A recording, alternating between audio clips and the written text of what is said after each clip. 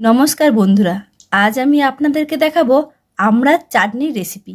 আমি কেমন করে আমড়ার চাটনি রান্না করছি দেখুন তাহলে। এখানে আমি আমড়াকে কেটে এরকম ছাল ছাড়িয়ে ধুয়ে রেখে দিয়েছি। আমার জল গরম হয়ে গেছে, এর মধ্যে আমি সিদ্ধ করে নেব।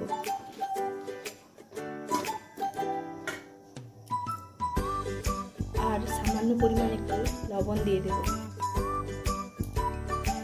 ভালো করে নেড়ে দিতে হবে। দিয়ে আমি ঢাকা দিয়ে দিলাম সিদ্ধ হওয়ার জন্য। যতক্ষণ না সিদ্ধ হয় ততক্ষণ আমার এরকম ঢাকা থাকবে। সিদ্ধ হয়ে গেলে খুলে দেব। এখানে আমড়াটা আমার সিদ্ধ হয়ে গেছে, এবার নামিয়ে নেব। আমড়াটা সিদ্ধ করার কারণ এটাই, যখন চাটনি করব তখন কষা ভাবটা লাগবে না। এই আমড়াটা নামিয়ে দিচ্ছি। আমড়াটা আমি সিদ্ধ করে নামিয়ে নিয়েছি। কড়াটা আমার গরম হয়ে গেছে, এর মধ্যে আমি সামান্য পরিমাণে একটু তেল দেব। চাটনি করতে বেশি তেল লাগে না। তেলটা আমার গরম হয়ে গেছে, এর মধ্যে আমি দেব 5 ফোড়ন, আর দেব একটা শুকনো লঙ্কা, আর দেব একটা তেজপাতা। ভালো করে একটু ভেজে নিতে হবে। মশলাটা আমার ভাজা হয়ে গেছে, এর মধ্যে দেব সিদ্ধ করে রাখা আমড়াটা।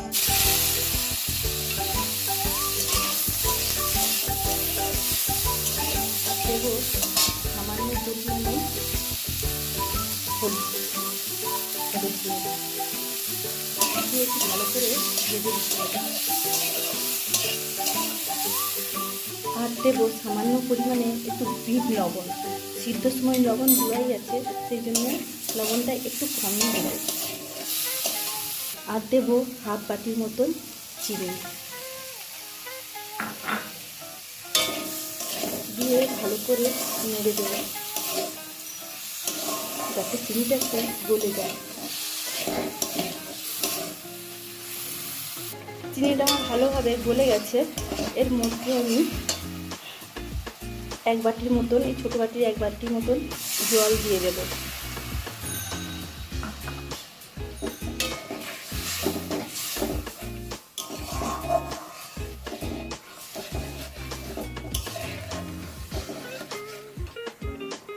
এখানে আমার চাটনিটা হয়ে গেছে, এর মধ্যে আমি দেব এখানে 5 ফোড়ন আর মৌরি ভেজে রেখে দিয়েছি, দিয়ে গুঁড়া করে রেখে দিয়েছিলাম, সেটাই আমি এখানে দিয়ে দিলাম।